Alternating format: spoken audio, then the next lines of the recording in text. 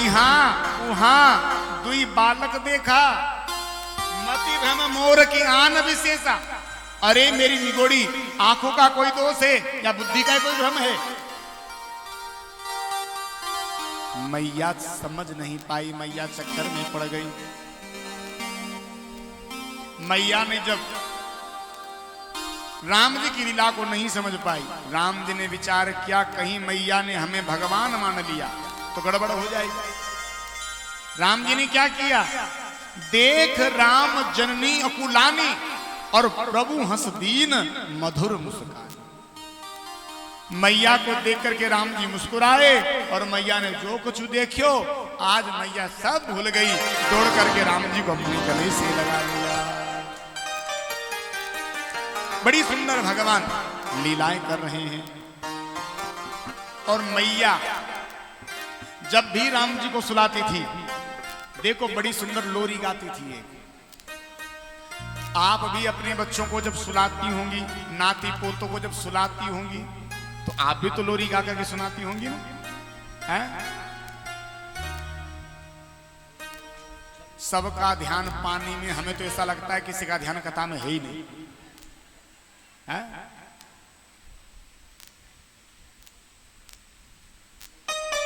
पानी पीने आए हो क्या कि कथा पीने? तो फिर लग तो रहा तुम पानी पीने आए हो, ठंडा वाटर कूलर का। आनंद लो। ये आनंद क्या मिलता नहीं है फिर। जैसे ही बाउंड्री को तुम निकल करके जाओगे ना बाहर शाम को 5 साढ़े 5 बजे, फिर दुनिया का जंजाल तुम्हें पकड़ लेगा। अरे वो कल सवेरे दूध वाला आएगा, वो पैसे मांग करके आता उसको देने।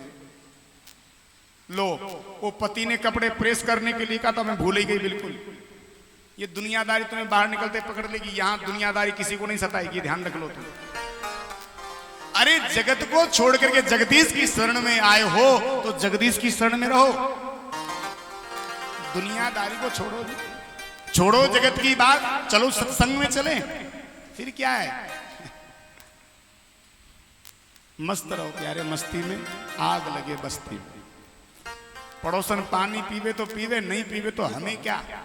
बस एक मंत्र बांध लो गिठान, मस्त रहो, मस्ती में आग लगे, अपने अलमस्त घूमो बस। तो बात कह रहे थे, मैया राम जी को सुला रही है, बड़ी सुंदर लोरी गा रही है। कौन सी लोरी? रघुकुल रीत सदा चली आई, रघुकुल रीत सदा चली आई, प्राण जाय पर वचन न जाई, प्राण जाय पर वचन न जाई।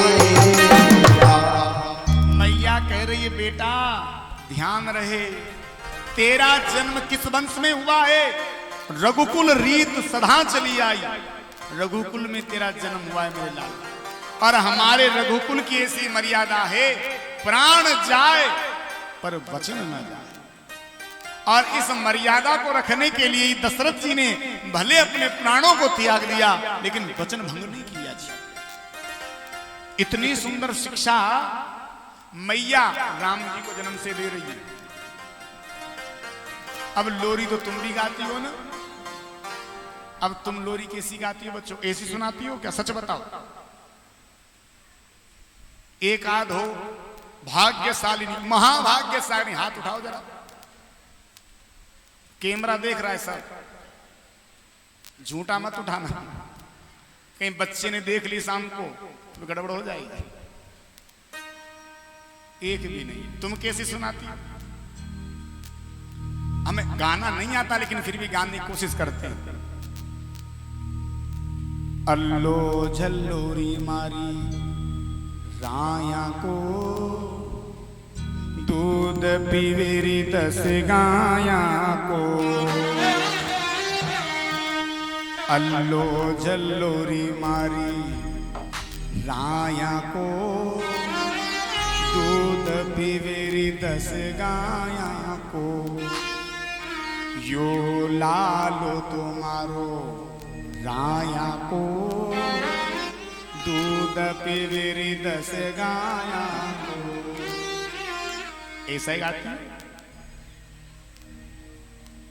बताओ कितना झूठ बोलते तुम छोटे से बच्चे से हैं? 1.5 महीने का छोरा तुम्हारी गोदी में, उससे तुम कह रही हो दूध पीवेरी 10 गाया को। भले गाय शकल देखने के लिए घर में नहीं हो हैं? भले बच्चा वो थैली वाला दूध पीता होगा, लेकिन कह लो दूध पीवेरी 10 गाया को। अरे गजब हो गई भैया, इतनी झूठी शिक्षा दे रहे हो तुम बच्चे को। देखो मैया जब सुंदर लोरी सुनाती है ना, तो राम जी उठ करके क्या करते हैं? प्रात काल उठकर रघुनाथा,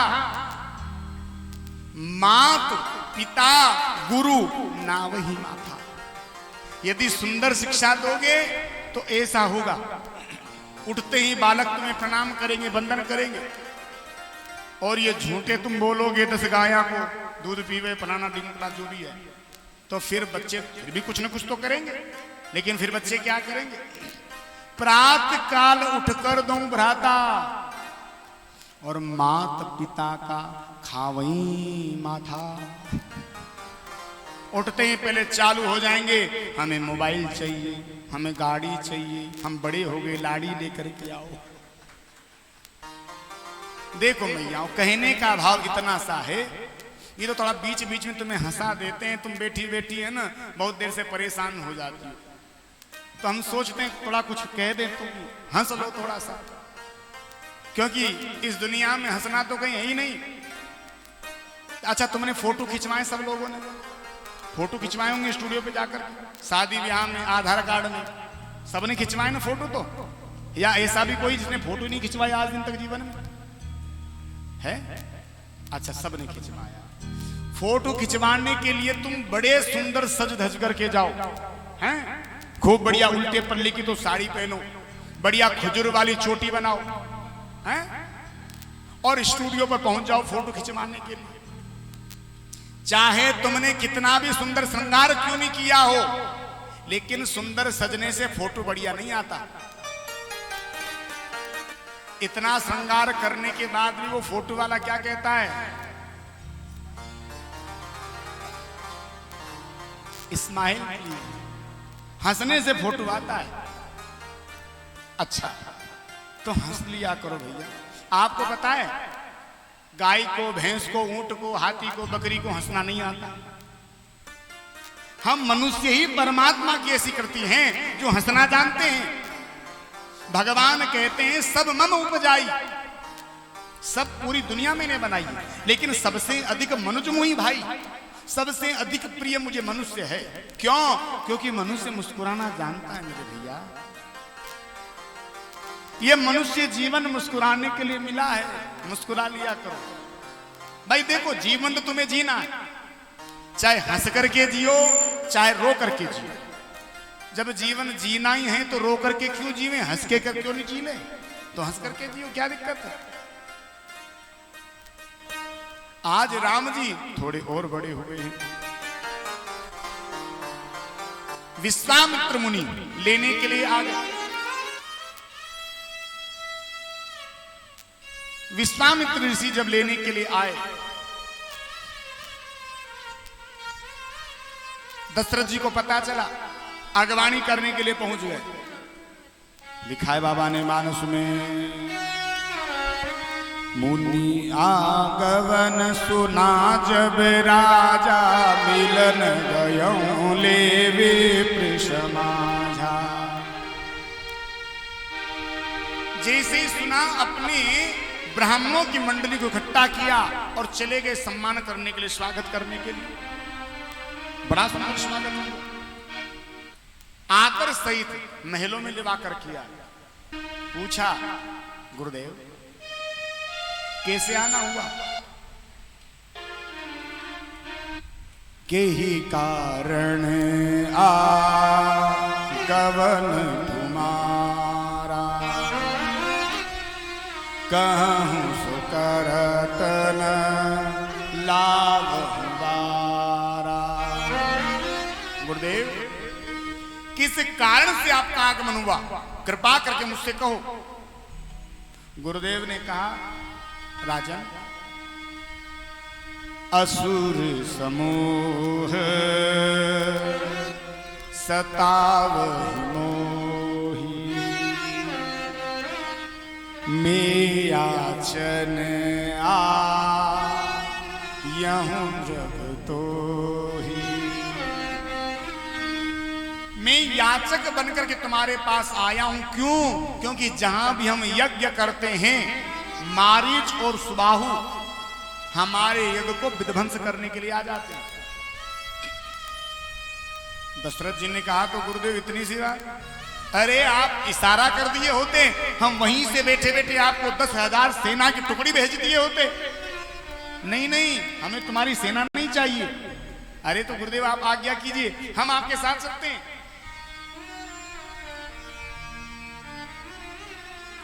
बोले नहीं, हमें तुम्हारी सेना की तुम्हारी भी आवश्यकता नहीं है। तो अनुज समेत देहु रघुनाथा,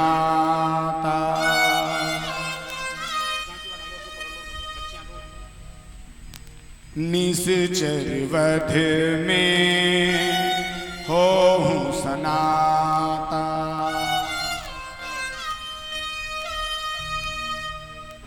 हमें राम और लक्ष्मण दे दो। जैसे राम और लक्ष्मण के ले जाने की बात सुनी, दशरथ जी के पैरों तले जमीन खिसक गई। महाराज सुनी राजा अति अप्रिय वाणी, सुनी राजा अति अप्रिय वाणी, हृदय कंप मुख दधि कुमलानी।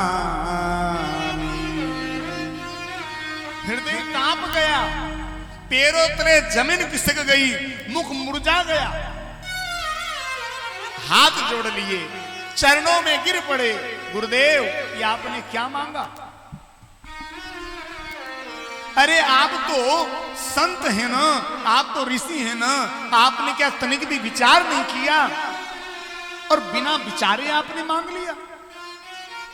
गुरुदेव, मांगी हूं भूमि धेनु धन को सा। गुरुदेव, भूमि, धन, खजाना, कुछ भी मुझसे मांग लीजिए। आपको मांगने में समय लगेगा, लेकिन मुझे देने में समय नहीं लगेगा।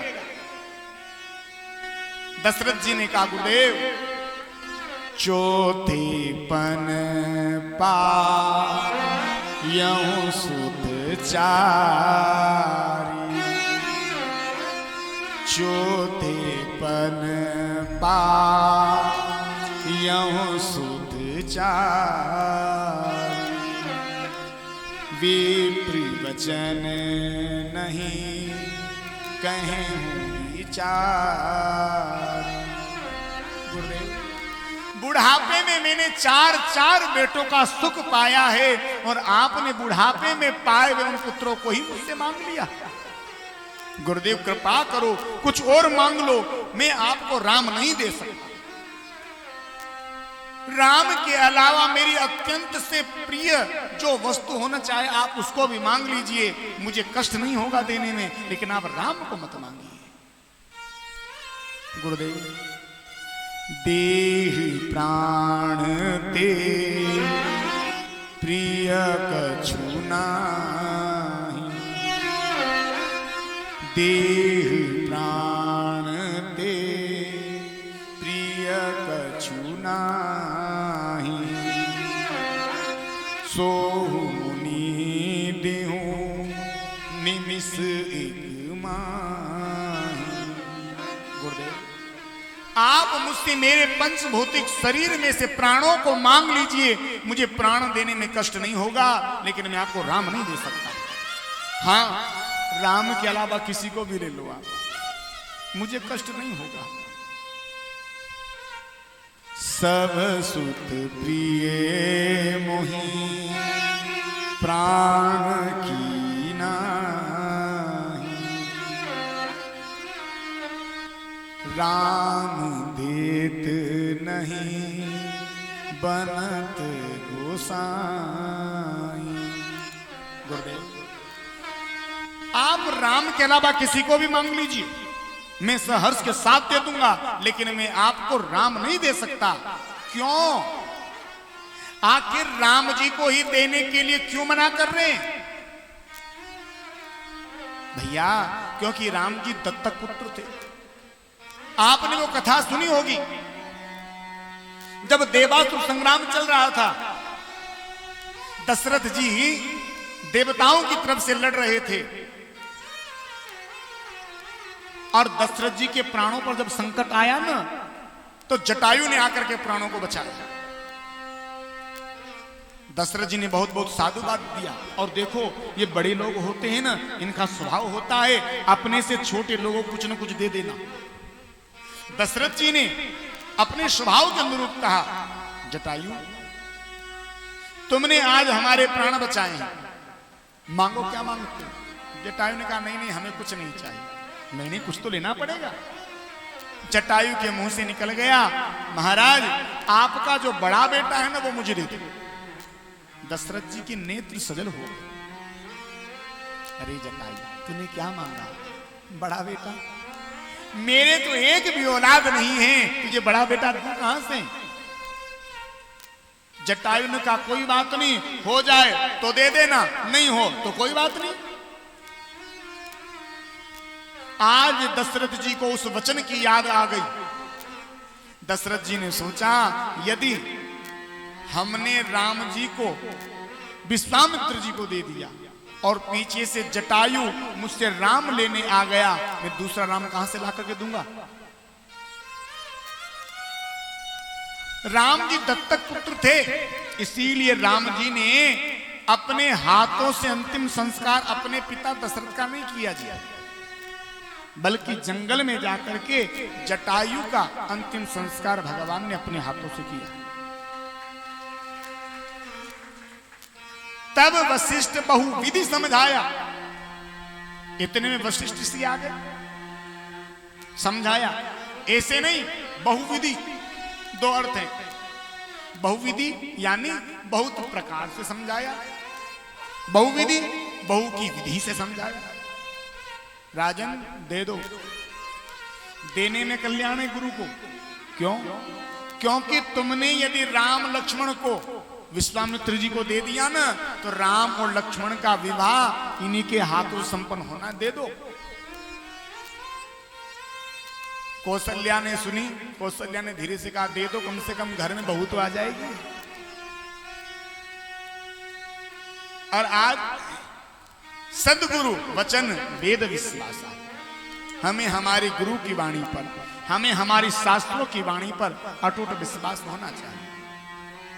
जो अब तक राम जी को देने से मना कर रहे थे, गुरुदेव ने जैसे ही आज्ञा करी तुरंत दे दिया।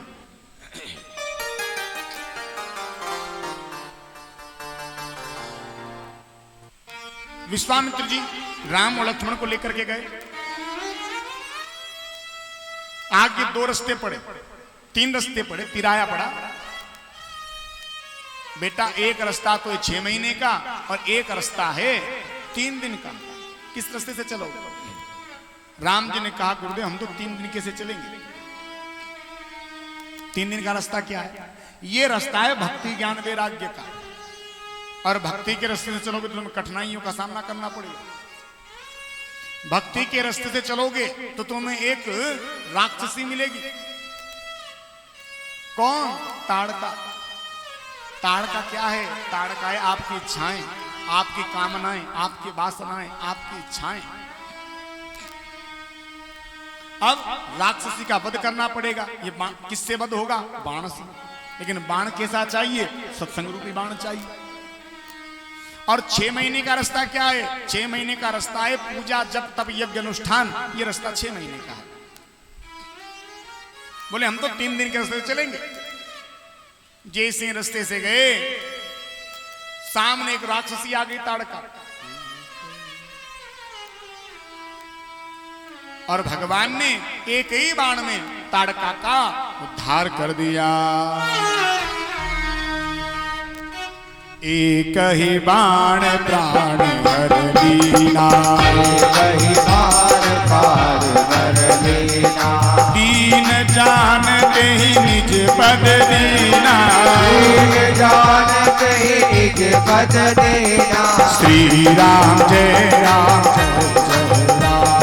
श्री राम बोलिए जय राम। श्री राम जय राम जय जय राम। श्री राम जय राम जय जय राम। बोलो श्री राम जय राम जय जय राम। श्री राम जय राम। भगवान ने एक ही बाण में इसका उद्धार कर दिया। विश्वामित्र जी राम और लक्ष्मण को लेकर के अपने आश्रम पर पहुंचे। बड़ी सुंदर एक शिक्षा सिखाई। इस शिक्षा से इन्हें भूख और प्यास नहीं लगती थी।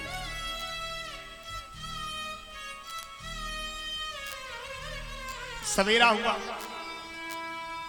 जैसे ही सवेरा हुआ, राम जी ने कहा गुरुदेव अब आप निर्भय होकर के यज्ञ करो, आपकी यज्ञ की सुरक्षा हम करेंगे। यज्ञ करने लगे। मारीच और सुबाहु आ गए। भगवान ने क्या किया? एक अग्नि बाण से सुबाहु का तो वध कर दिया, और बिना फर का बाण भगवान ने मारीच को मारा। बिन फर बाण राम तही मारा, 7 योजन का सागर पारा। सीधा लंका में जैसे ही जाकर के गिरे, रावण ने कहा मामा जी क्या चक्कर है? ना कोई आंधी ना कोई तूफान, कान से आन टपके। मारीच ने कहा भांजा रे भांजा, मन का मन में, हाँ अब भगवान का अवतार हो गया, सावधान हो जा। इधर जनकपुर में सीता जी का स्वयंवर होने जा रहा है।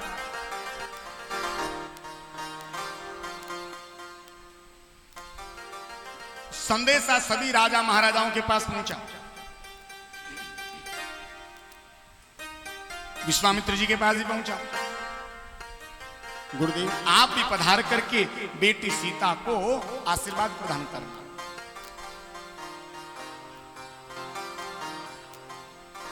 अब विश्वामित्र ऋषि राम और लक्ष्मण को लेकर के चले जा रहे। चलते चलते थोड़ी दूर पहुंचे। जैसे थोड़ी दूर पहुंचे, राम जी ने एक शिला को देखा। जैसे शिला को राम जी ने देखा, राम जी ने गुरुदेव से पूछा, गुरुदेव कृपा करके बताएं ये कौन है? विश्वामित्र ऋषि ने कहा राम जी क्या बात है, इनकी तरफ तो कोई नहीं देखता, आप क्यों देख रहे हो? राम जी ने हाथ जोड़ करके कहा गुरुदेव क्या करूं, मैं मेरे स्वभाव से मजबूर हूं। जिसकी तरफ कोई नहीं देखता उसकी तरफ भी तो हम देखते हैं। तो गुरुदेव ने पूछा क्या उद्धार करने की इच्छा है? बोले नहीं नहीं गुरुदेव। तो बोले कर्ज चुकाना। कर्ज चुकाना है? अरे राम क्या तुम्हारे ऊपर भी किसी का कर्ज है? बोले हाँ गुरुदेव। किसका कर्ज है? बोले एक भक्त का। भक्त का? कौन भक्त? बोले एक भक्त है प्रहलाद, उनके पिता थे हिरण्यकश्यप। हिरण्यकश्यप ने कहा प्रहलाद जी से राम कहां?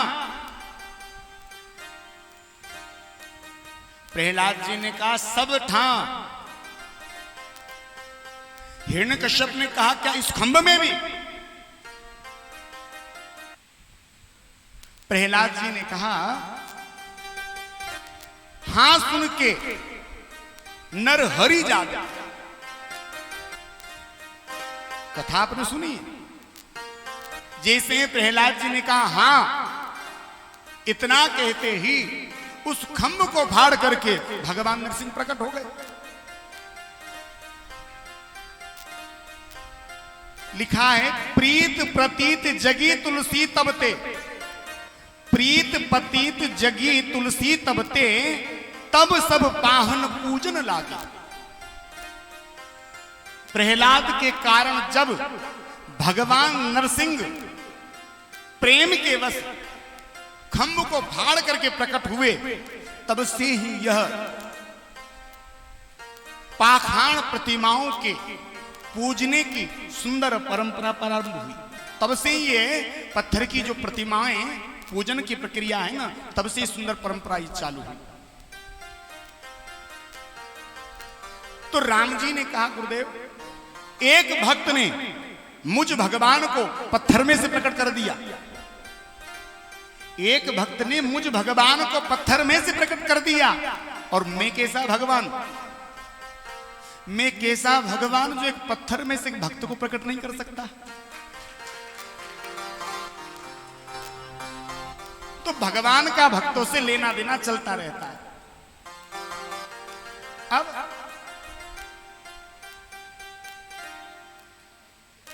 इधर अहिल्या जी, इनकी तरफ कोई नहीं देखता।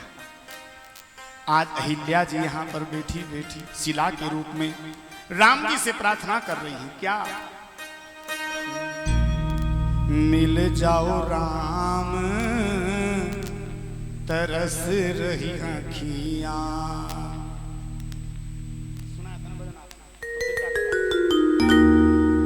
मिल जाओ राम तरस रही आँखियां, मिल जाओ राम तरस रही आँखियां, मिल जाओ राम तरस रही आँखियां, मिल जाओ राम तरस रही आँखियां, तरस रही आँखियां, तरस रही आँखियां, तरस रही आँखियां, तरस रही आँखियां, तरस रही आँखियां, तरस रही आँखियां, तरस रही आँखियां, तरस रही आँखियां, मिल जाओ राम तरस रही आँखियां, मिल जाओ राम तरस रही आँखियां, मिल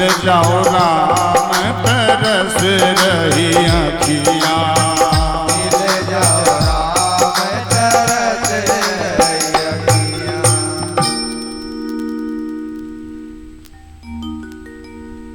आज राम और लक्ष्मण विश्वामित्र जी के साथ प्रसन्नता पूर्वक चले जा रहे हैं। बड़े ध्यान से सुनना जी। जैसी प्रसन्नता पूर्वक चल करके जा रहे थे, कुछ ही दूर पहुंचे,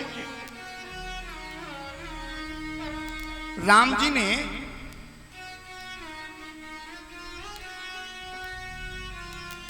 बहुत दूर दृष्टि गई राम जी, और राम जी की दृष्टि दूर जैसे ही गई, क्या देखा? एक उजड़ा सा आश्रम यहां पर है। बहुत दूरी पर एक टूटी सी झुकी सी झोपड़ी यहां पर है। बड़ा निर्जन सा वन है। यहां कोई पक्षी कलरव नहीं कर रहे, कोई सुख नहीं दिखाई दे रहा, कुछ सरिताएं नहीं दिखाई दे रही, कोई कोयल नहीं दिखाई दे रही। राम जी ने जब आज इस दृश्य को देखा तो राम जी का हृदय भर आया, और राम जी ने भरे हृदय से गुरुदेव के चरण पकड़े और कहा, गुरुदेव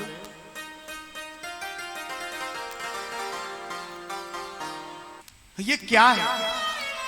कृपया करके आप बताने का प्रयास करें। इस भूमि को देखने तो ऐसा लगता है कि जैसे यहां पर किसी सिद्ध संत का कोई आश्रम रहा होगा। यहां बहुत सारे संत महात्मा यज्ञ करते होंगे, हवन करते होंगे। देखो ये टूटे हुए हवन कुंड कुछ दिखाई दे रहे हैं और एक दूर एक झुकी हुई एक झोपड़ी नजर आ रही है।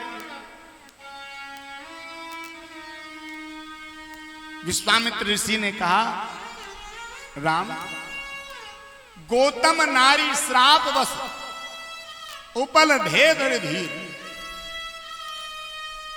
राम जी ने कहा, गुरुदेव वो तो सब ठीक है, वो तो बात मेरी समझ में आ गई, पर आप ये बताओ यह भूमि ऐसी क्यों हुई? ये सुनसान क्यों है? यहां कोई सुख सरिता क्यों नहीं दिखाई दे रहे? यहां कोई पक्षी क्यों नहीं दिखाई दे रहे? यहां का वातावरण बिल्कुल शांत क्यों है? गुरुदेव ने कहा, देखो राम, मैं बताना तो नहीं चाहता था, मेरी इच्छा नहीं थी बताने की तुम्हें, पर तुमने जब आगे से पूछ लिया है ना तो मैं अवश्य बताऊंगा। यह महर्षि गौतम का आश्रम हुआ करता था।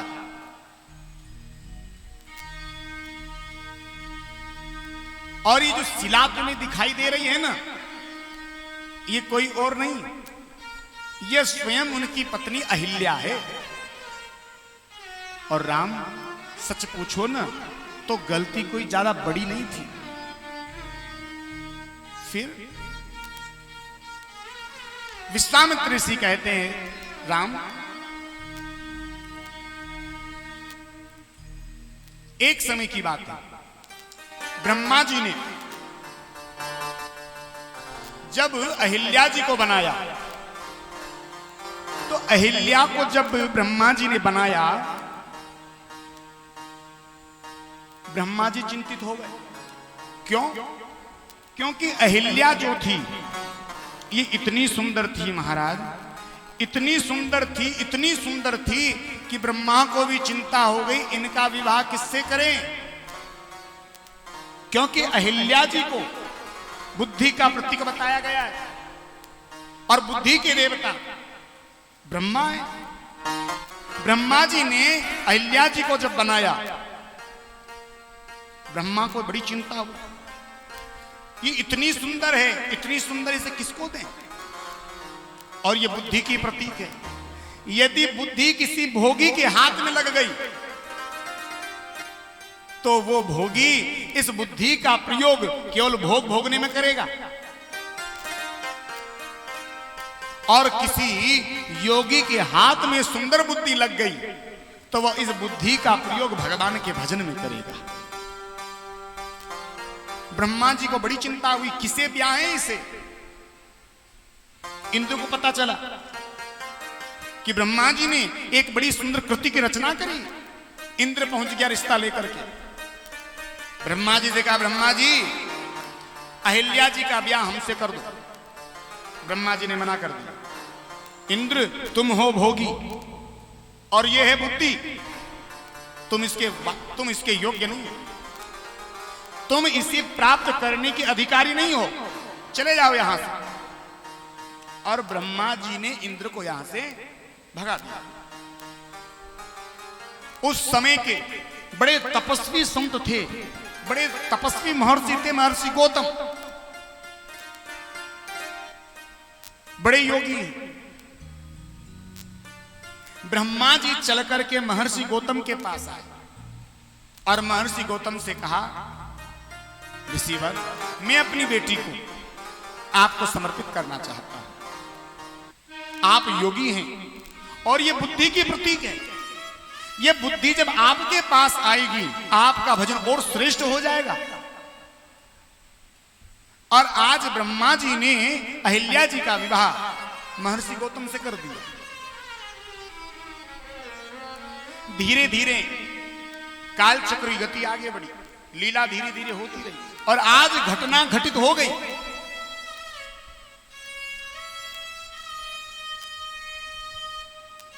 इंद्र ने सोचा तो क्यों नहीं कोई लीला करके अहिल्या के साथ छल किया जाए। इंद्र ने चंद्रमा को बुलाया, चंद्र से कहा सुनो तुम मेरे सहायक बन जाओ। चंद्रमा ने बहुत समझाया, महाराज आप जो करने जा रहे हैं ना ये कृत्य ठीक नहीं है, हमारी मानो तो आप ये कृत्य मत करो। लेकिन इंद्र राजा है, राजा की बात माननी पड़ती। इंद्र ने कहा तुम हमारा कहना नहीं मानोगे तो हम तुम्हें दंडित करेंगे। और आज चंद्र ने इंद्र की बात मान ली। दोनों चलकर के गौतम ऋषि के कुटिया के यहां आए। चंद्रमा बन गया मुर्गा। अभी सवेरा नहीं हुआ ठीक से, प्रातः काल की वेला होने से पूर्व ही इस मुर्गे ने अपनी धुनी निकाली। जैसी धुनी निकाली महर्षि गौतम की आंख खुल गई। महर्षि गौतम ने विचार किया, अरे सवेरा हो गया, हमें पता ही नहीं चला, आज तो बड़ा जल्दी सवेरा हो गया। खड़े हुए अपने वस्त्रों को लिया, कमंडल को लिया और गंगा स्नान करने के लिए चलने लगे।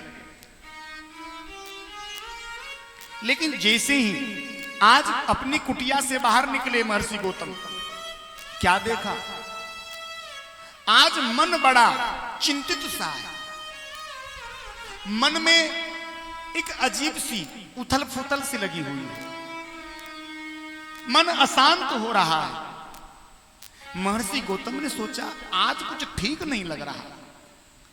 अन्य दिन भी हम स्नान के लिए जाते थे, सब ठीक लगता था, लेकिन आज कुछ अच्छा नहीं लग रहा। और देखो ना, इन पुष्पों से सुगंध नहीं आ रही, पक्षी कलरव नहीं कर रहे, मार्ग बिल्कुल शांत है, हवा बिल्कुल शीतल है, और देखो बिल्कुल ऐसा लग रहा है जैसे पुष्प अभी ठीक से खिले भी नहीं हो। चल करके महर्षि गौतम गंगा पहुंचे, वस्त्रों को रखा, कमंडल को रखा, और जैसे ही दाहिना चरण गंगा की तरफ बढ़ाने वाले थे, इतने में तो भगवती गंगा में से आवाज आ गई, महर्षि अभी सवेरा नहीं हुआ, आज तुम असमयी आ गए। हमें लगता है तुम्हें शीघ्र जाना चाहिए, तुम्हारे साथ कोई छल हुआ है। अब महर्षि गौतम से रहा नहीं गया। महर्षि गौतम मुड़े, गंगा जी को प्रणाम किया, कमंडल को लिया, वस्त्र को बगल में दबाया और जल्दी जल्दी कदम उठाते अपनी कुटिया के तरफ चलने लगे। कुटिया के बाहर देखा मुर्गा बैठा था। क्रोध में महाराज ललायित हो गए और उससे देख करके कहा, तू दुष्ट जो कोई भी हो ना, अपने मूल स्वरूप में आ जा, नहीं तो मेरे क्रोध से आज तुझे कोई बचा नहीं पाएगा। चंद्रमा डर गया, चंद्रमा अपने स्वरूप में प्रकट हो गया, हाथ जोड़ लिए, चंद्रमा थर-थर कांपने लगा। गौतम ने कहा, अरे चंद्रमा, तू जगत को प्रकाश देता है, जगत को तू उजाला देता है, और ऐसा कृत्य तू करता है, तुझे शोभा नहीं देता। जा, मैं तुझे श्राप देता हूं कि तुझ में दाग लग जाएगा। तू सुंदर तो है, लेकिन तू सुंदरता में तेरे दाग लग जाएगा। तू उदय तो होगा, लेकिन दाग के साथ उदय होगा। इतने में ही कुटिया में से हूबहू महर्षि गौतम की तरह कोई बाहर निकले। आज जैसे ही एक ऋषि ने दूसरे ऋषि को देखा, थरथर कांपने लगे। एक क्रोध में है और एक भय से है।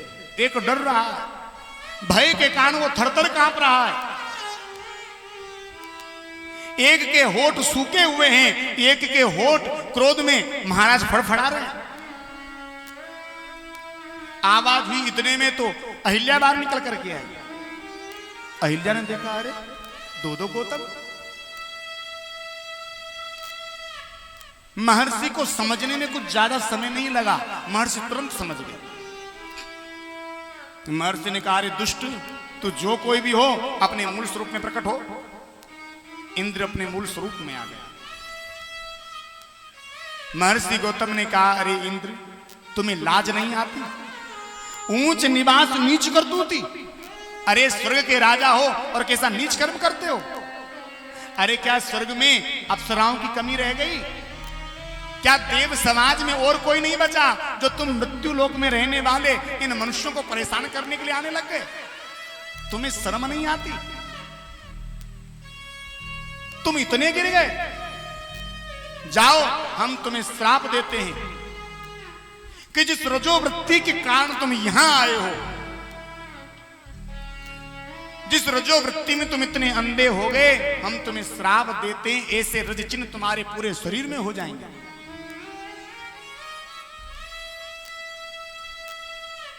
इंद्र यहां से अदृश्य हो गए। महर्षि गौतम ने अहिल्या को देखा। आज क्रोध में भी महर्षि गौतम के नेत्र सजल हो गए, नेत्र नम हो गए, और नम नेत्रों से महर्षि गौतम ने कहा, अहिल्ये, तूने क्या कर दिया? तूने जरा भी विचार नहीं किया कि मैं क्या कर रही हूं? अरे अहिल्ये, तुझे जरा विचार तो करना चाहिए था। अरे तू सती है, तू साध्वी है, तू पति परायणा है, फिर भी तूने ऐसा कृत्य कर दिया। अहिल्या कुछ कहने वाली थी, इतने में महर्षि गौतम ने रोक दिया। नहीं नहीं, कुछ कहने की जरूरत नहीं है। क्या तुम ये सफाई देना चाहती हो कि हूबहू आप ही के रूप में आया, इसलिए मैं पहचान नहीं पाई? अरे अहिल्या, तुम कैसे भूल गई कि मेरा पति कभी भी भोर की वेला में ऐसा कुकृत्य नहीं कर सकता? तुझे जरा विचार तो करना चाहिए था। एक साधारण से साधारण स्त्री भी अपने पति के स्पर्श को समझती है कि मुझे जो स्पर्श करने जा रहा है ये मेरा पति है या कोई परपुरुष है। मुझे दुख इस बात का नहीं है कि इंद्र ने तेरे साथ छल किया, मुझे दुख इस बात का है कि तू भी इंद्र को नहीं समझ पाई, तू पहचान नहीं पाई कि मेरा पति है या कोई और बहरूपिया है। तेरी बुद्धि में इतने पत्थर पड़ गए। अरे देवी, कोई हमारी तरह परिवेश तो बना सकता है, कोई किसी की तरह वस्त्र पहन सकता है, उसकी तरह दिखावा कर सकता है, उसकी तरह चाल ढाल कर सकता है, लेकिन उसकी तरह मन, उसकी तरह हृदय, उसकी तरह स्वभाव कहां से लेकर के आएगा? तेरी बुद्धि में इतने पत्थर पड़ गए, तुझे कुछ पता ही नहीं चला। तेरी बुद्धि में पत्थर पड़े हैं, जा मैं तुझे श्राप देता हूं कि तू पत्थर हो जा। और आज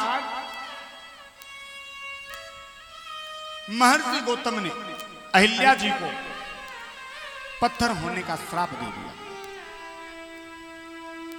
अहिल्या जी को आज अपनी गलती का एहसास हुआ, और अपनी गलती का जब एहसास अहिल्या को हुआ ना, चरणों में गिर पड़ी, प्रणाम किया।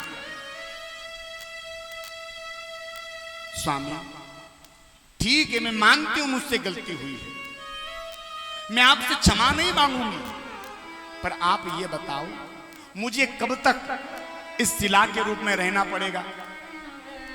मुझे कुछ बता करके तो जाओ। संत पिघल गए। संत ने विचार किया, इसने कम से कम अपनी गलती का पश्चाताप तो किया। हमसे कोई गलती बन जाए, उस गलती को हम स्वीकार कर लें, यही सबसे बड़ा पश्चाताप है। और हमसे कोई गलती हो जाए, उस गलती को हम नहीं माने, यही पाप है।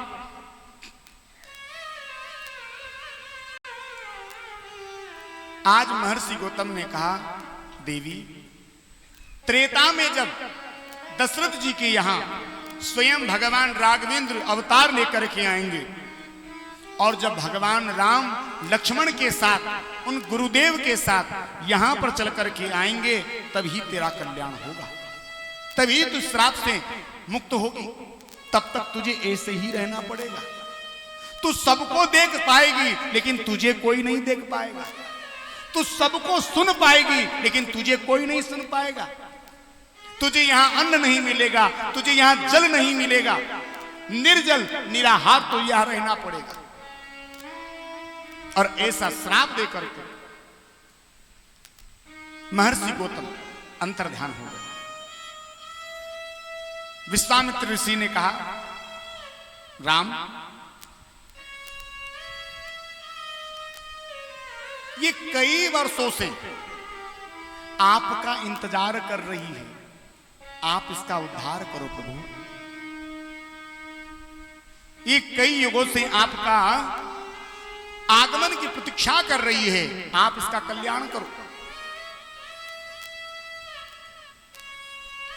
महर्षि वाल्मीकि कहते हैं,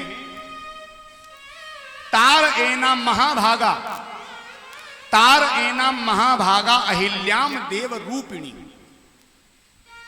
तार एनाम महाभागा, महाभागा यानी महाभाग्यशालिनी, ये तुमसे उद्धार की कामना कर रही, आप इसका उद्धार करो।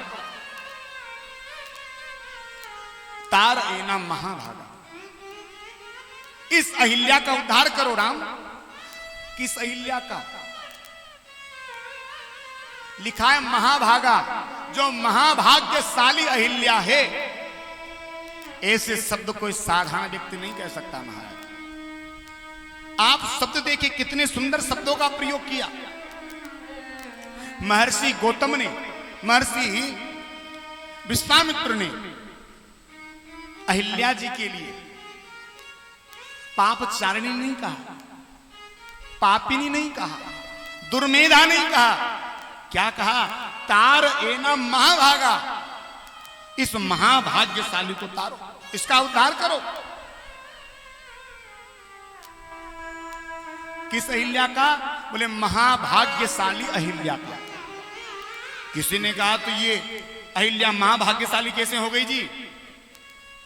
बोले गुरुदेव कहने लगे, देखो राम, जीव अपना कल्याण करने के लिए, जीव अपना उद्धार करने के लिए, जीव अपनी मुक्ति पाने के लिए तुम्हारे चरणों में स्वयं चल करके आता है।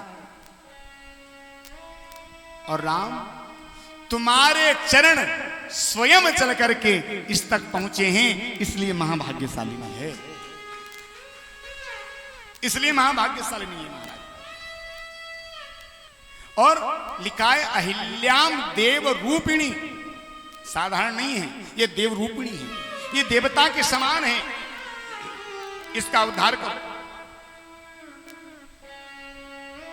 लिखा है विश्वामित्र वचन सुत्वा, विश्वामित्र जी के वचन को सुनकर के, वचन सुत्वा राघवम सह लक्ष्मण, राम जी लक्ष्मण के साथ चल करके कुटिया में प्रवेश किए। अब महर्षि वाल्मीकि के अनुसार तो ऐसा है कि गौतम ऋषि ने श्राप दिया था कि तुम पत्थर हो जाओ। कल्याण कब होगा? बोले जब राम और लक्ष्मण तुम्हारी कुटिया में प्रवेश करेंगे ना, उनका प्रवेश करते ही तेरा कल्याण हो जाएगा। लेकिन गोस्वामी तुलसीदास जी के अनुसार इन्होंने क्या कहा? ये कहते हैं, गौतम नारी श्राप वश उपल देदरी धीर, चरण कमल रज चाहती, कृपा करहूं रघुवीर। रघुवीर, ये आपके चरणों के, चरण कमल की रज चाहती, आप कृपा करो। राम जी आगे बढ़े,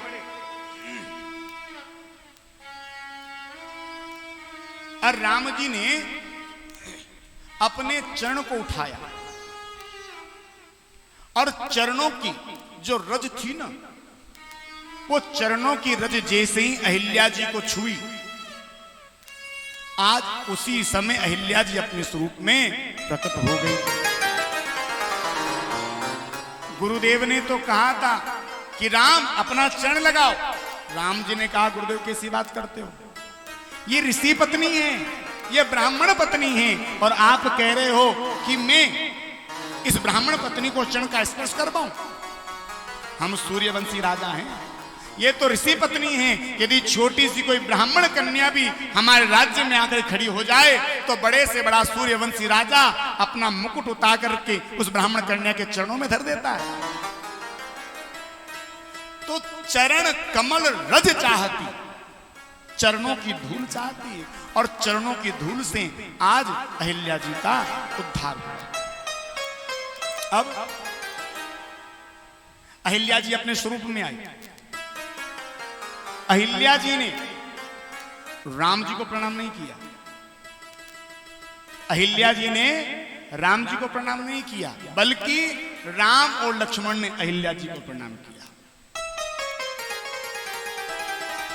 लिखा है राघवो तु तथा तस्या पादो जघतु मदा। भैया ऐसा कैसे?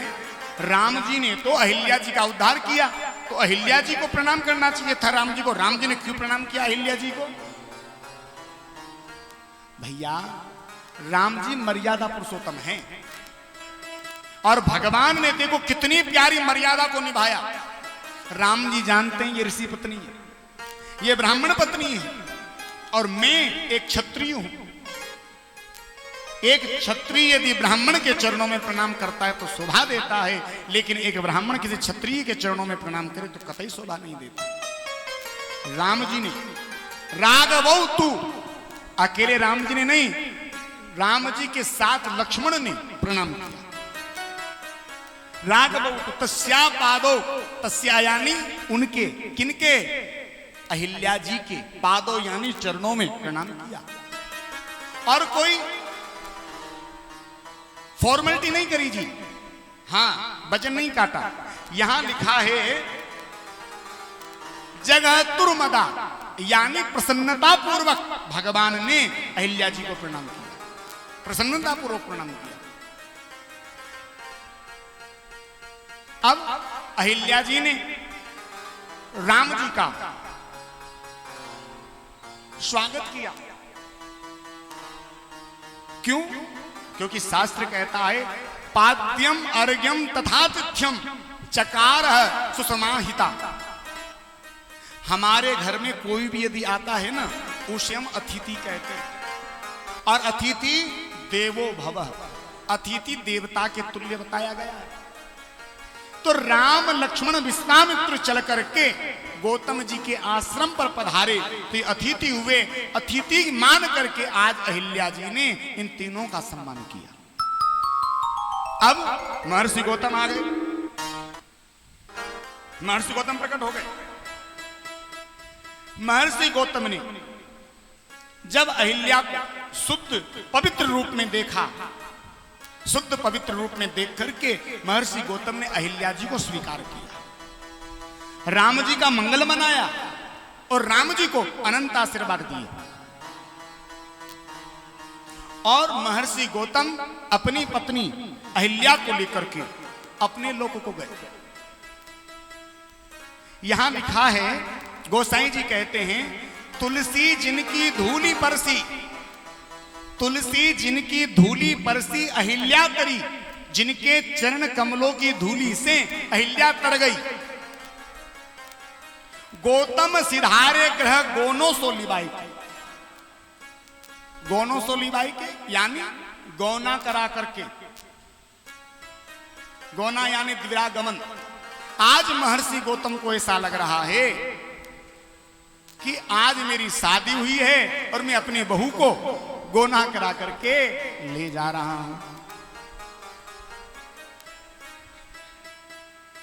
और आज अहिल्या जी को अपने पति लोक की प्राप्ति हुई।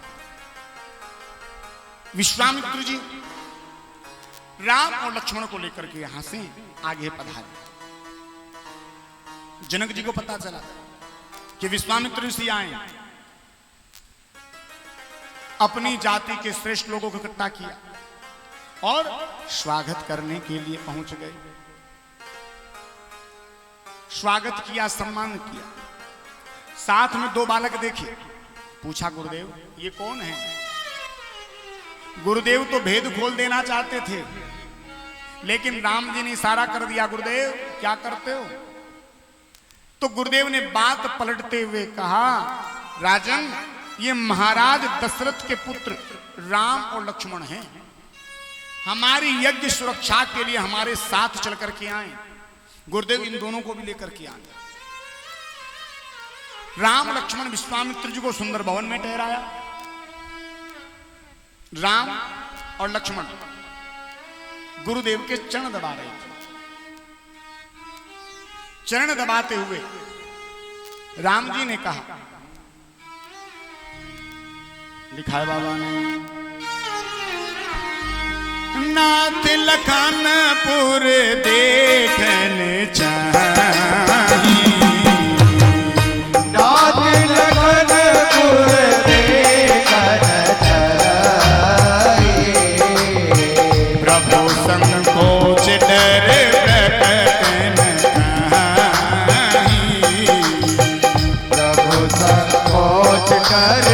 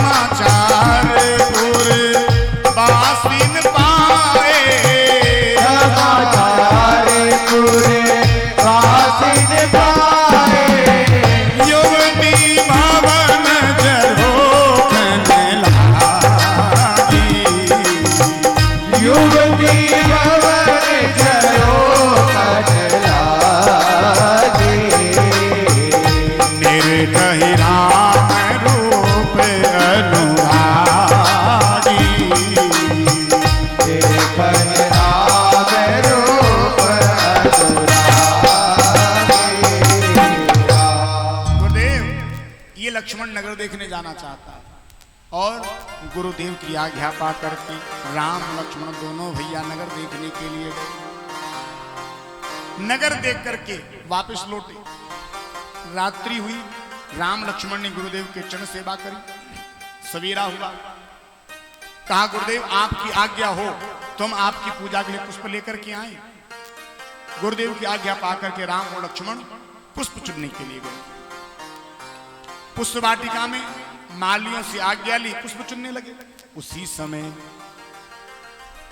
तेही अवसर सी ताती आई, गिरिजा पूजन जननी पठाई, जननी पठाई। उसी समय मां गौरी अम्बा का पूजन करने के लिए जानकी चल करके आई है। और आज पुष्प वाटिका में राम और सीता का यहां लीनाचार हुआ। राम जी पूजा के लिए पुष्प लेकर के आ गए और सीता जी गौरी अम्बा के मंदिर गए। गौरी अम्बा से प्रार्थना करी, मैया आज मैंने जिस सांवले सलोने राजकुमार को देखा है, मेरा मन उसमें अनुरक्त हो गया। अब मैं चाहती हूं मुझे वही पति रूप में मिल जाए। गौरी अम्बा की मूर्ति मुस्कुरा गई और मानो गौरी अम्बा ने आज मन ही मन आशीर्वाद दिया, बेटा सुन ये सत्य असीस हमारी और पूज्य मन कामना तुम्हारी। सीता जिसमें तुम्हारा मन अनुरक्त हो गया है, हमारा आशीर्वाद है कि वही तुम्हें पति रूप में प्राप्त होगा। सीता जी भी अपनी सखियों को लेकर के अपने महलों में आ गई। अब स्वयंवर प्रारंभ हुआ। धनुष तोड़ने के लिए सब आए।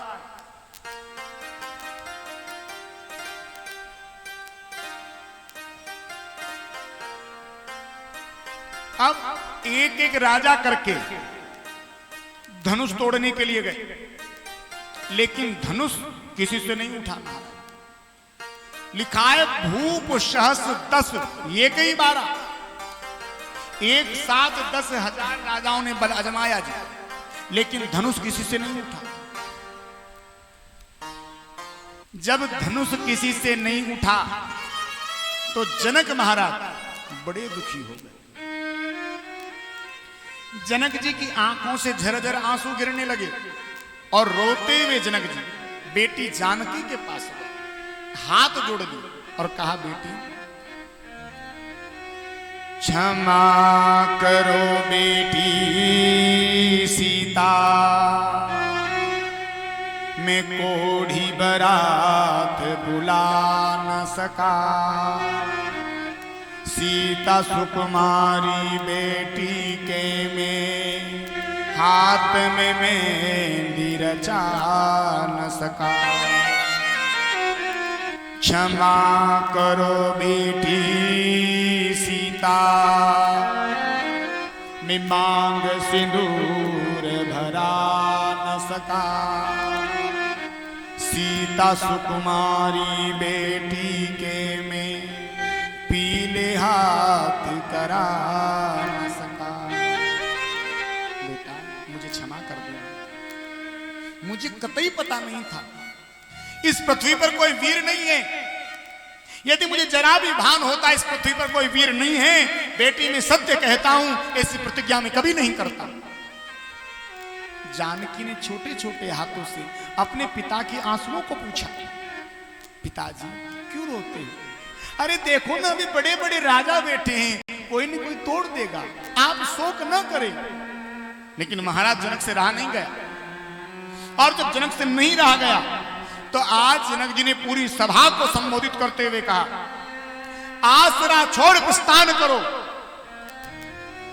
आसरा छोड़ प्रस्थान करो, जो मांग दिया मगधाता ने, और सीता सुकुमारी का विवाह लिखा नहीं।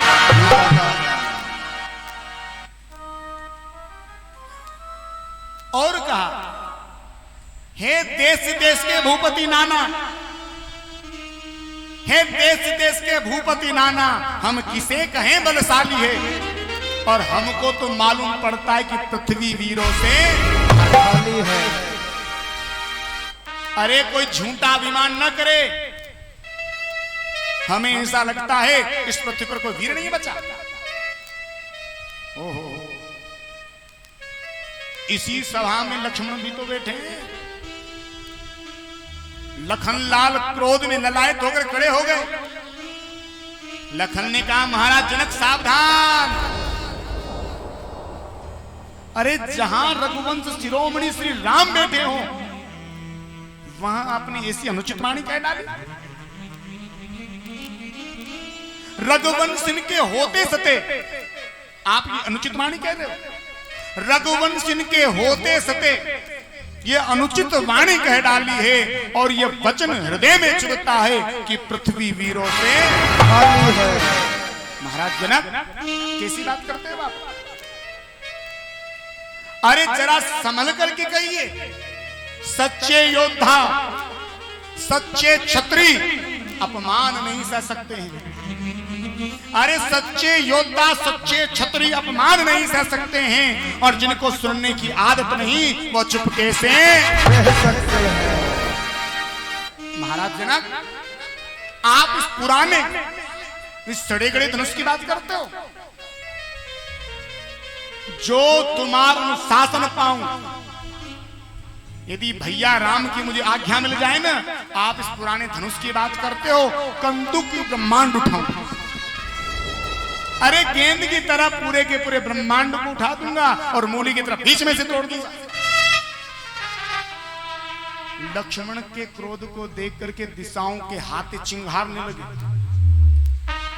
विश्वामित्र जी ने देखा मामला कुछ ज्यादा गंभीर हो गया। विश्वामित्र जी ने धीरे से कहा, बेटा ए लाला, ब्याह तो राम को है ना, आजा, तू कहीं को हीरो बन रहा, बैठ जा।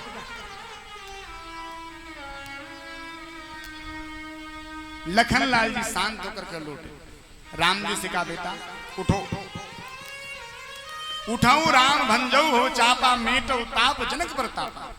राम उठो और जनक जी के मन के संताप को जाकर के दूर करो। राम जी उठे, गुरु जी को मन ही मन प्रणाम किया, धनुष के पास पहुंच गए और जैसे राम जी धनुष के पास पहुंचे, राम जी ने पलक झपकते धनुष को उठा लिया। गोसाई जी लिखते हैं, लेत चढ़ावत खेचत गाड़े, काऊ ने लखा देख सब थाड़े, तेई क्षण राम मध्य धन तोरा, हरे भवन घन घोर।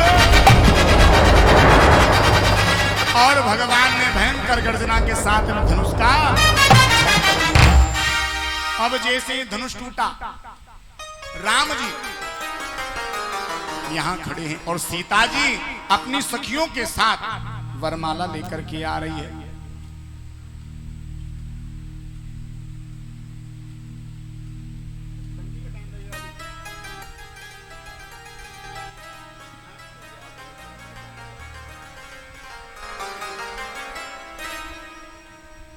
आइए जहां की जब तक आरिक छोटे से भजन का आनंद ले।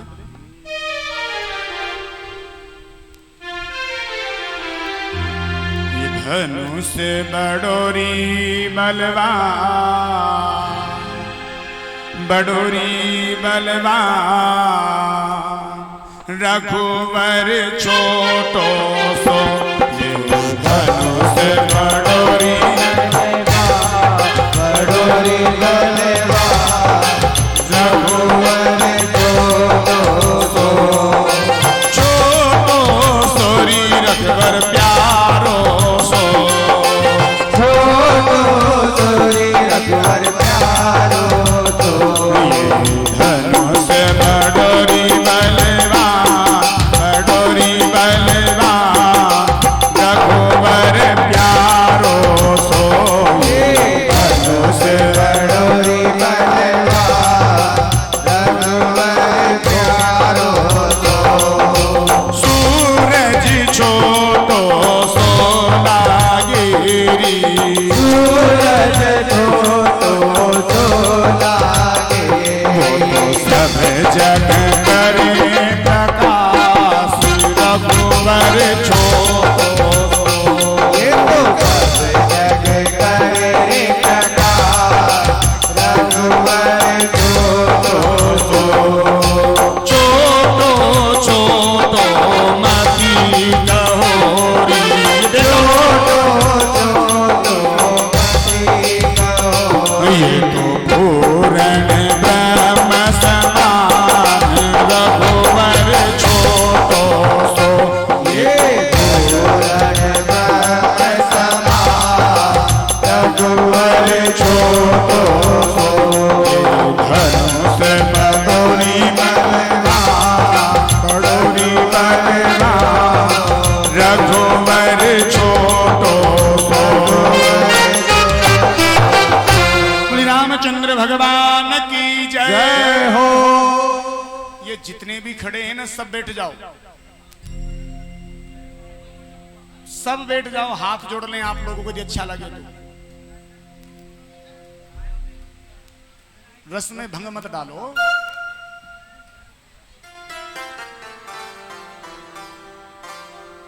देखो भगवान की कितनी सुंदर झांकी है।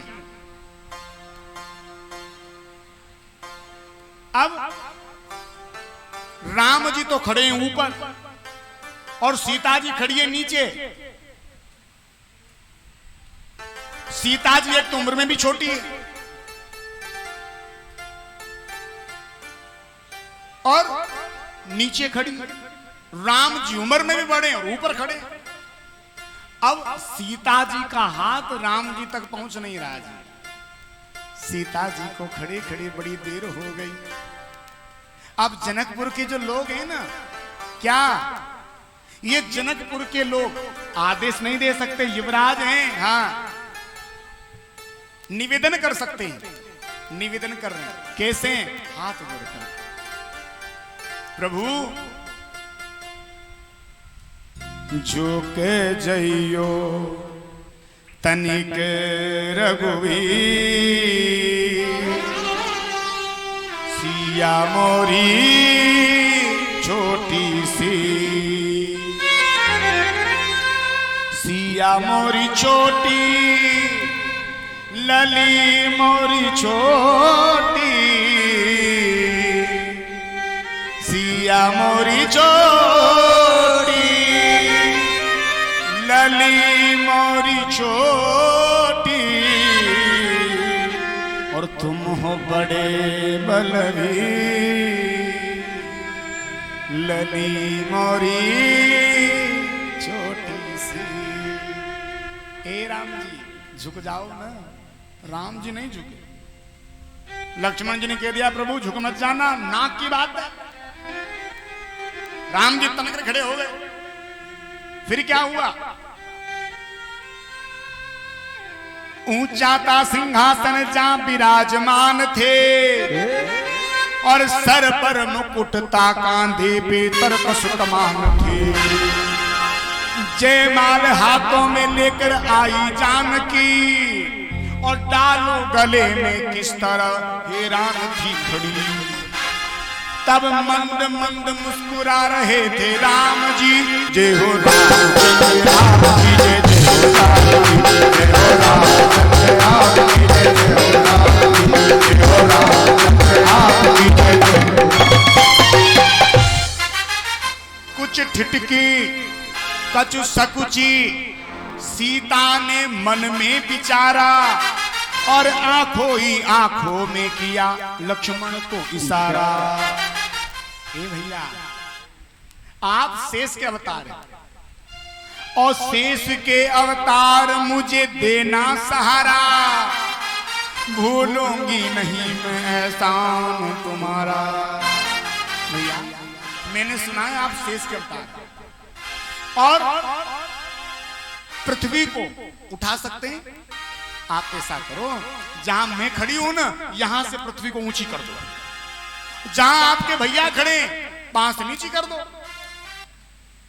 लक्ष्मण ने कहा भाभी ठीक है, पर हम तुम्हारी मदद क्यों करें?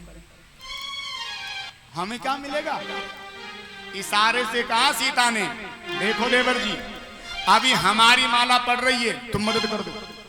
जब तुम्हारी पड़ेगी हम मदद कर देंगे। सौदा पक्का हो गया गुप्तगू में। पर लखन ने कहा सुनो भाई, ठीक है मैं शेष का अवतार हूं, पृथ्वी उठा सकता हूं, पर ऐसा नहीं होगा एक जगह से उठेगी दूसरी जगह से नीची हो जाएगी। वो तो पूरी उठेगी, भैया भी उठेंगे तुम भी उठोगी, फिर समस्या। और लखन थोड़ी देर के लिए पृथ्वी को उठा ले। ये भाभी तेरे भैया को जयमाल पहना दे। जय हो रामचंद्र आपकी जय, जय हो राम की जय हो रामचंद्र आपकी जय, जय हो राम की।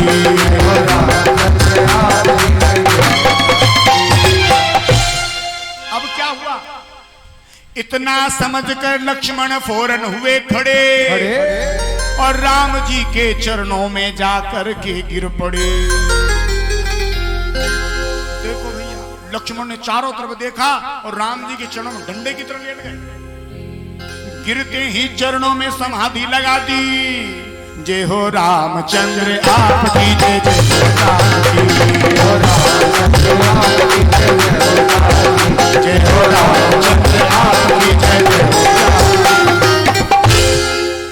अब लक्ष्मण को चरणों में लेटे लेटे 1 मिनट हो गई, 2 मिनट हो गई, 5 मिनट हो गए, 10 मिनट हो गए। राम जी विचार कर रहे हैं, क्या बात है भैया आज बड़ो लंबो दंडवत कर रोई।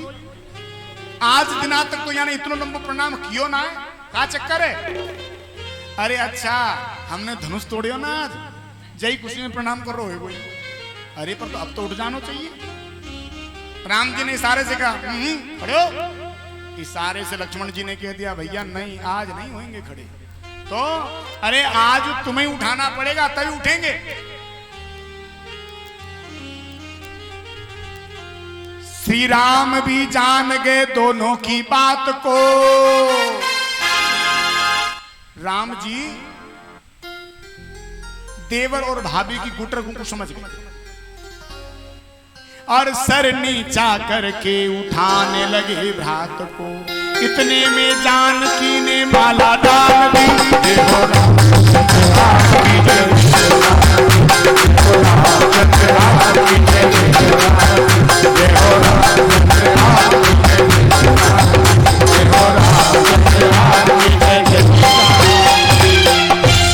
आइए अब भगवान माला पहनाएंगे। बोले सीताराम भगवान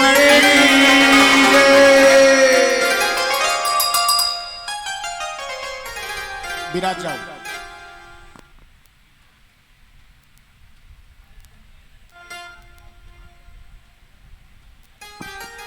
आज के हमारे जय हो हमारे यजमान आए, आकर के मां सीता का कन्यादान करेंगे। देखो भैया सब लोग ध्यान से सुनना बात। अपनी अपनी बेटी का हम सब कन्यादान करते हैं, लेकिन आज आप सभी भक्तों को यह सौभाग्य मिला है, यह अवसर मिला है कि आप जनक नंदिनी जानकी का कन्यादान कर सके। तो सभी को एक एक करके आना है और मां जानकी का कन्यादान करना है। बारी बारी से सभी एक एक करके आएंगे, शांति से कतारबद्ध पंक्तिबद्ध होकर के, और मां जानकी का कन्यादान करें।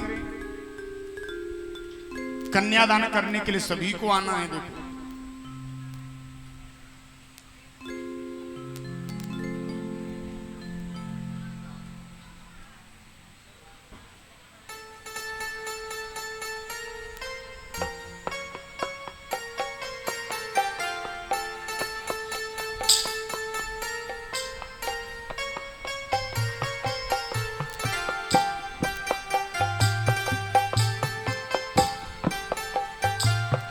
आइए, जब तक यजमान परिवार,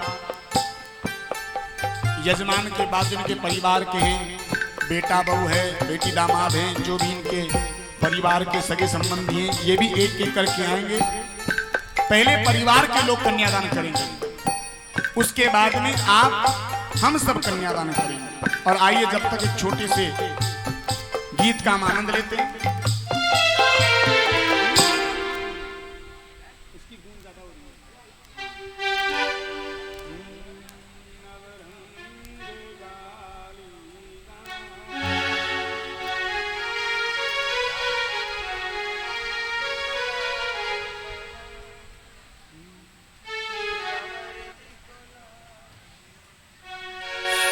सियावर जी को लाड लडावा जी,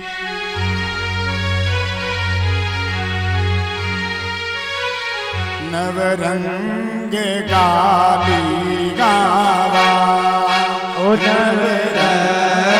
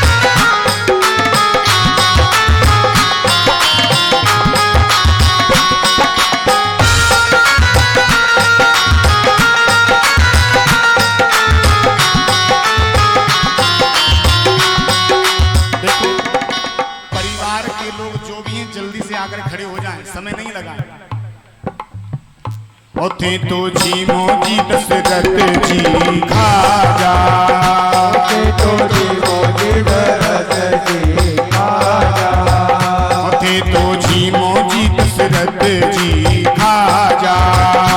जेठो जी मोजी दशरथ जी खाजा। धन सात में बड़ा बड़ा राजा जी नवरंग गाली गावा। सियासत में बड़ा बड़ा राजा जी नवरंग गाली गावा। सियावर जीरो लाड लटावा जी नवरंग गाली गावा। सियावर जी को लाड लड़ावा जी नवरंग गाली गावा।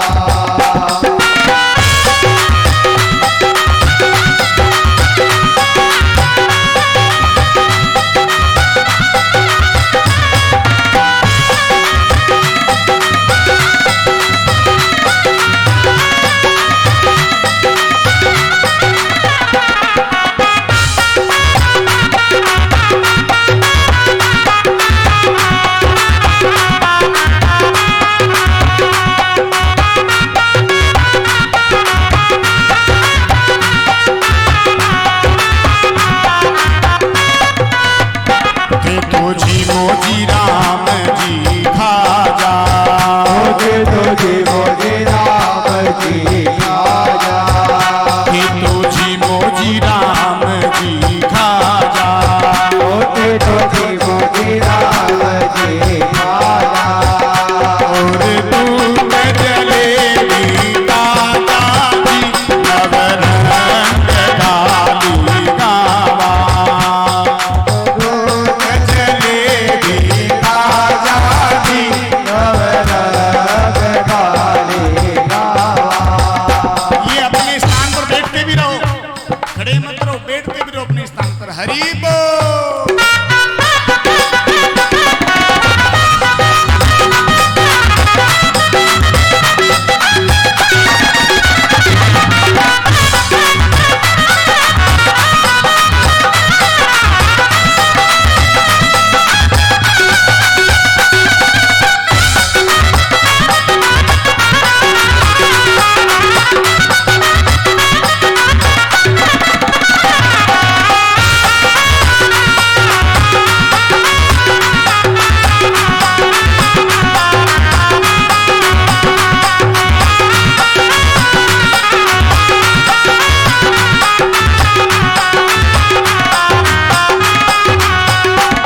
तुझी मोजी भरत जी घेवर। जेठो जी मोजी भरत जी घेवर। तुझी मोजी भरत जी घेवर। जेठो जी मोजी भरत जी घेवर। तो जनक सुता का देवर जी नवरंग गाली गावा। तो जनक सुता देवर जी नवरंग गाली गावा। सियावर जीरो लाड लटावा जी नवरंग गाली गावा। सिया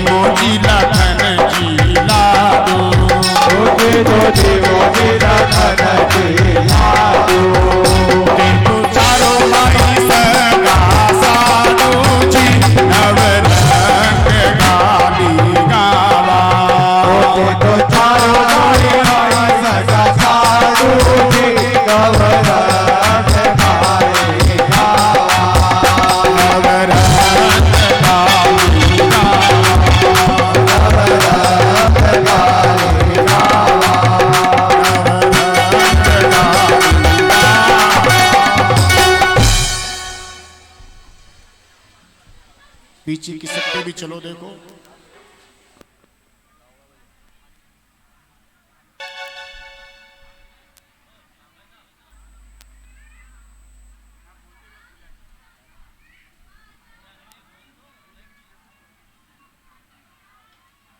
हेलो हेलो, सही भक्तों से निवेदन है, जिन भक्तों ने पूजा नहीं की है, जो भक्त पूजा से वंचित रह गए हैं, वो भक्त पूजा करें।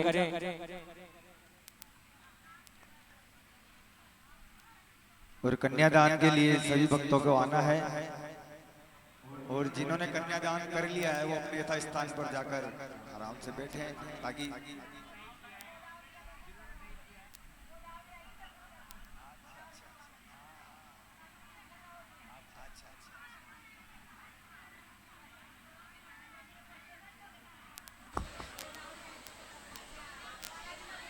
देखो